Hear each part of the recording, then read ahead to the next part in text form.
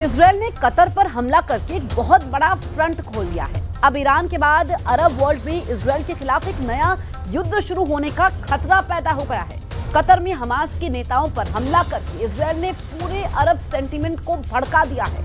Saudi अरब से लेकर Kuwait तक हर जगह सवाल उठ रहा है कि क्या अरब वर्ल्ड इतना कमजोर हो चुका है कि इजरायल को जवाब भी ना दिया जा सके। यूएई के राष्ट्रपति ने कतर का अचानक दौरा करके एक नया सिग्नल भी दे दिया है।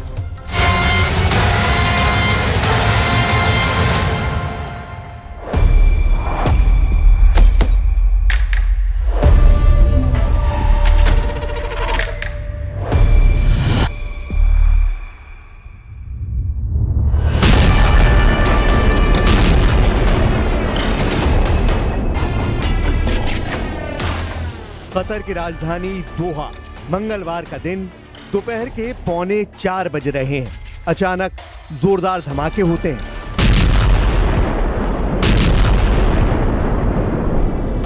गाजा, यमन, लेबनान, सीरिया और ईरान से भी बड़ा हमला है। निशाने पर हमास के लीडर थे, लेकिन हमला सबसे अमीर अरब देश पर हुआ, सबसे पावरफुल डिप्लोमेटिक फोर्स पर हुआ। कतर में हुए इस धमाके ने पूरे अरब वर्ल्ड को हिलाकर रख दिया।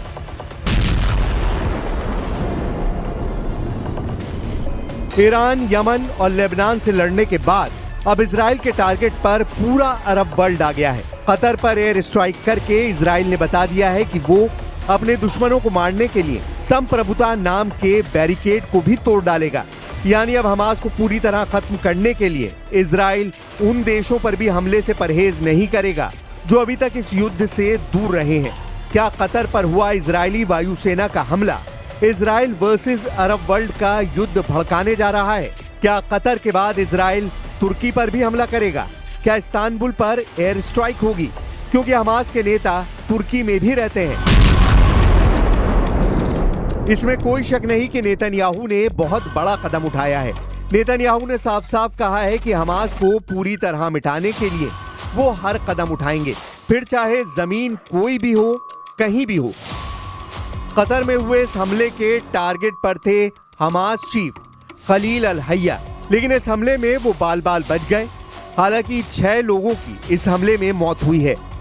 कतर ने ऐलान कर दिया है कि इजराइल का हमला उसे मध्यस्थता करने से नहीं रोकेगा, यानी हमास से डील करना जारी रहेगा। और इसीलिए अब इजराइल के सामने कतर नाम का दुश्मन भी तैयार हो चुका है।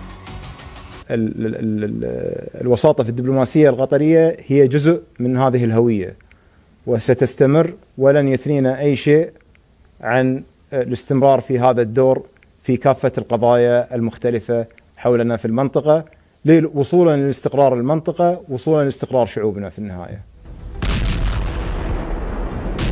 क्या कतर इजराइल के हमलों को लेकर खामोश रहेगा या वो भी वैसे ही जवाब देगा जैसे ईरान ने इजराइल को एक बार नहीं, 2 बार नहीं, बल्कि 3 बार दिया है?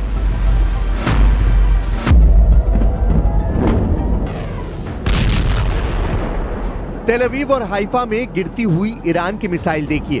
13 जून को तेहरान पर इजराइल के हमले के बाद शुरू हुई इस जंग में ईरान ने इजराइल पर 600 मिसाइल दागी थी। इजराइल के कई शहरों का यही हाल हुआ था। फिर 12 दिन बाद अमेरिका के दखल से ईरान और इजराइल के बीच युद्ध विराम हुआ। क्या कतर ऐसा ही जवाब देने की ताकत रखता है? आर्थिक रूप से सबसे मजबूत अरब देश कहा जाने वाला कतर है तो बहुत छोटा सा मुल्क, लेकिन हथियारों के मामले में ये सबसे बेहतरीन वेपन सिस्टम से लैस है। कतर के पास 36 रफाल फाइटर जेट हैं।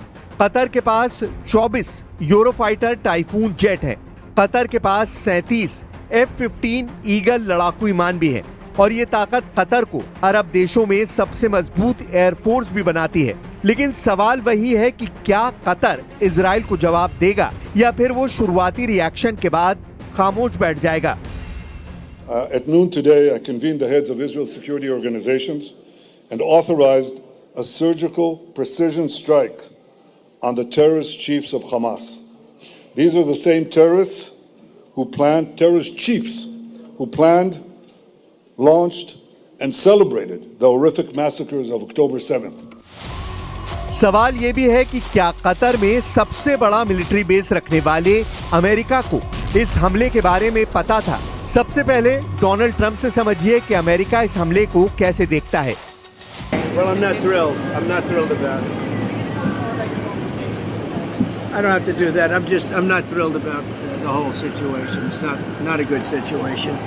But I will say this: we want the hostages back, but we are not thrilled about the way that went down today. I'll be giving a full statement tomorrow, but I would tell you this: I was very unhappy about it. Very unhappy about every aspect, and we got to get the hostages back. But I was very unhappy about the way that went down.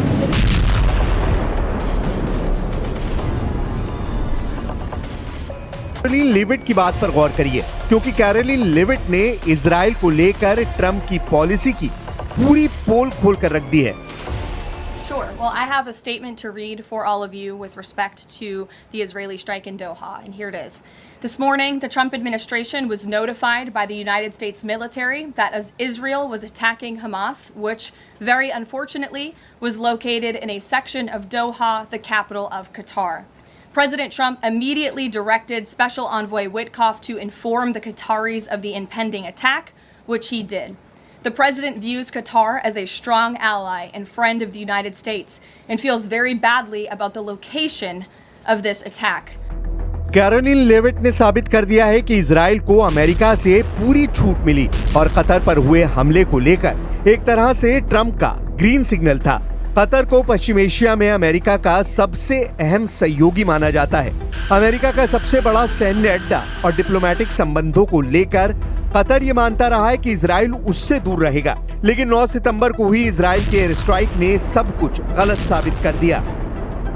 अब या तो Trump झूठ बोल रहे हैं या उनकी प्रवक्ता कैरोलिन लेविट, दोनों की बातों को लेकर कतर उलझन में पड़ गया है, क्योंकि कतर के प्रधानमंत्री का दावा है कि इजराइल के हमले के 10 मिनट बाद ही ट्रंप की कतर के अमीर से बात हुई थी और उन्होंने हमले की निंदा की थी। The attack happened at 3:46. The first call we had from an American official was at 3:56, which is 10 minutes after the attack. And after that, President Trump has spoken with His Highness the Emir. He condemned the attack, and the U.S. government position that they have no knowledge about the attack nor any coordination about it until it started to happen. Israel ने हमला करके दिखा दिया है कि उसके दुश्मनों के लिए कोई जगह सुरक्षित नहीं है। ऐसे में अब इजराइल के एक्शन ने तुर्की के लिए बड़ा खतरा पैदा कर दिया है, क्योंकि तुर्की भी हमास के बड़े मददगार देशों में शामिल है। दोहा में वो जगह देखिए जहां इजराइल ने बम गिराए। Made in America bunker buster बमों ने इस इमारत का क्या हाल किया है। यहीं पर हमास के वो अधिकारी थे जो कतर में गजा युद्ध विराम पर डील के लिए बात कर रहे थे। एक बार फिर सवाल कि ईरान, यमन और लेबनान से लड़ने के बाद अब इजराइल के टारगेट पर पूरा अरब वर्ल्ड आ गया है और अब इस युद्ध में बाकी अरब देश भी कूदेंगे, क्योंकि सऊदी अरब ने भी कह दिया है कि वो कतर के साथ खड़ा है और कतर के लिए वो अपनी पूरी ताकत का इस्तेमाल करेगा। इजराइल ने वहां हमला किया है जो सबसे अमीर अरब देश है, जो सबसे प्रभावशाली अरब देश है, जो गैस उत्पादन में बड़ा खिलाड़ी है और फुटबॉल वर्ल्ड कप की मेजबानी के बाद पूरी दुनिया में अपने इंफ्रास्ट्रक्चर का लोहा मनवा चुका है। इस चमक धमक और पावरफुल डिप्लोमेसी को इजराइल के हमले ने बड़ी चोट दी है। यह अरब के गुरूर को चकनाचूर करने जैसा है। इसलिए पूरा अरब वर्ल्ड नाम के लिए ही सही इस वक्त कतर के साथ शाना बशाना खड़ा नजर आ रहा है। सऊदी अरब ने कहा है कि इजराइल को बहुत ही खतरनाक अंजाम भुगतना पड़ेगा, क्योंकि इजराइल ने अंतर्राष्ट्रीय कानून तोड़ने की हर हद पार कर दी है। इससे पूरे पश्चिम एशिया की सुरक्षा को खतरा पैदा हो गया है। ऐसे में साफ लग रहा है कि इजराइल और सऊदी अरब के बीच अब्राहम एकॉर्ड की सभी उम्मीदें खत्म हो सकती हैं, जबकि सऊदी अरब के क्राउन प्रिंस मोहम्मद बिन सलमान कह चुके हैं कि इजराइल के साथ तब तक कोई बातचीत नहीं होगी जब तक गजा में युद्ध खत्म नहीं हो जाता। लेकिन अब कतर में धमाकों ने रियाद में सबको अलर्ट कर दिया है। लेकिन इजराइल के साथ अब्राहम एकॉर्ड वाली संधि करने वाले यूएई ने भी इजराइल की आलोचना की है। संयुक्त अरब अमीरात ने कहा है कि वो कतर के साथ खड़ा है। इजराइल के हमले को यूएई ने विश्वासघाती बताया है। कुवैत ने भी कहा कि कतर पर इजराइल का हमला अंतर्राष्ट्रीय कानून की धज्जियां उड़ाने जैसा है और इससे पूरे पश्चिम एशिया में आग लग सकती है। जॉर्डन, जिसके साथ इजराइल के डिप्लोमेटिक रिश्ते हैं, उसने भी कहा कि वो कतर के साथ खड़ा है और कतर जो भी कदम उठाएगा वो उसका समर्थन करेगा। कतर को बड़ा साथ चीन से भी मिला है। चीन ने साफ साफ कहा है कि कतर पर हमला करके इजराइल ने बहुत बड़ी गलती की है। 我们对有关报道深表关切。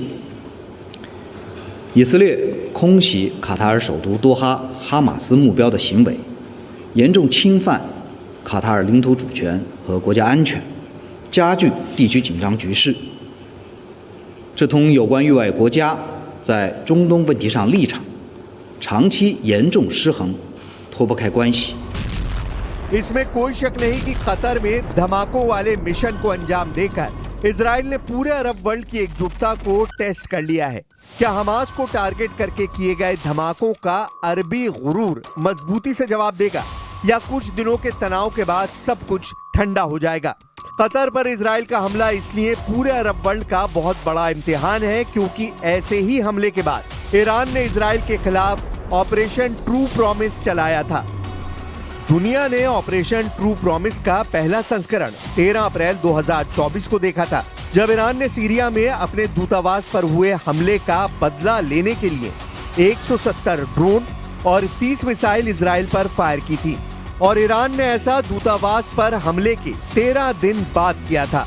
इसके बाद ऑपरेशन ट्रू प्रॉमिस का दूसरा पार्ट 1 अक्टूबर 2024 को देखा गया, जब ईरान ने हमास चीफ इस्माइल हानिया और हिजबुल्लाह चीफ हसन नसरल्लाह के मर्डर का बदला लिया। 31 जुलाई 2024 को हानिया को तेहरान में ही मारा गया था, जबकि हसन नसरल्लाह को मारने के लिए इजराइल ने 27 सितंबर को बेरूत में बमबारी की थी। इसका बदला लेने के लिए ईरान ने 1 अक्टूबर 2024 को 200 बैलिस्टिक मिसाइल से इजराइल पर हमला किया। इसके बाद जून में हुई जंग से तो पूरी दुनिया वाकिफ है, जब अली खामनेई ने ऑपरेशन ट्रू प्रॉमिस का तीसरा दौर शुरू करके बता दिया था कि पूरे पश्चिम एशिया में इजराइल को टक्कर देने वाली सबसे बड़ी ताकत ईरान है। 13 जून को इजराइल के हमले के बाद जब ईरान ने इजराइल पर मिसाइल बरसाई तो पूरी दुनिया हैरान थी। ईरान मिसाइल अटैक का हर रिकॉर्ड तोड़ रहा था।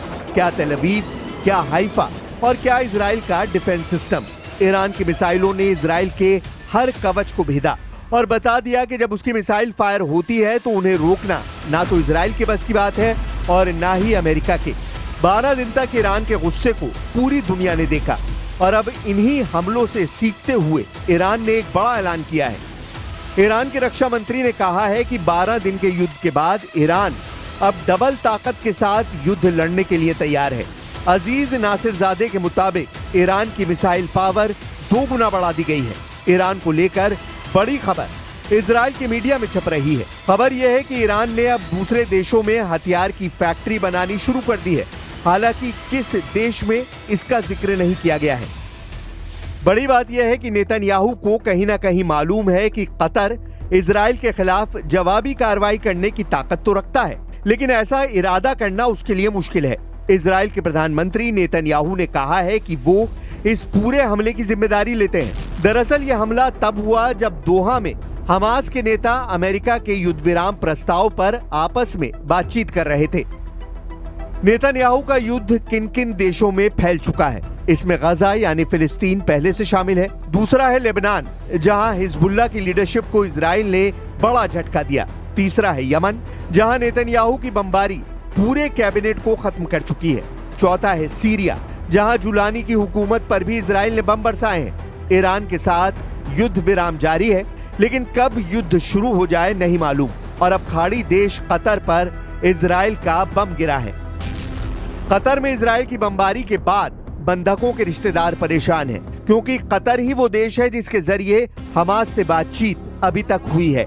ऐसे में बातचीत पर फुल स्टॉप का मतलब है कि बंधकों की रिहाई मुमकिन नहीं हो पाएगी। इस वक्त हमास के कब्जे में इजराइल के 22 बंधक हैं, जबकि 38 बंधकों की लाशें भी हमास के पास हैं। ये वो बंधक हैं जो हमास की कैद में रहते हुए मर चुके हैं। इसकी वजह इजराइल की बमबारी भी है और ग्राउंड ऑपरेशन भी। אני רועדת מפחד. אני רועדת מפחד. יכול להיות שברגעים אלה ממש ראש הממשלה בנימין נתניהו בעצם מתנקש במתן שלי וחרץ את גורלו למוות. מי שמחליט לסכן את החיים של הילד שלי בכוונה רוצח אותו. למה ראש הממשלה מתעקש לפוצץ כל סיכוי קטן לעסקה? למה? החיים של מתן שלי בסכנה ממשית כבר 22 חודשים. עד מתי? שוב ושוב ושוב ראש הממשלה מחבל בעסקה. בכל עסקה שנמצאת על הפרק. נמאס לי. נמאס. לעם ישראל נמאס מהמלחמה הזאת. סיימו אותה כבר ותחזירו את כולם בהסכם כולל. लेकिन बड़ा सवाल ये भी उभर रहा है कि कतर के बाद क्या अगला नंबर तुर्की का है, क्योंकि कतर पर हुआ हमला सिर्फ अरब वर्ल्ड ही नहीं बल्कि पूरी दुनिया के लिए हैरान करने वाला अटैक है। इजराइल के सेना अध्यक्ष इयाल ज़मीर ने 31 अगस्त को कहा था कि विदेशों में मौजूद हमास के नेता भी सुरक्षित नहीं रहेंगे और इजराइल उन्हें भी निशाना जरूर बनाएगा।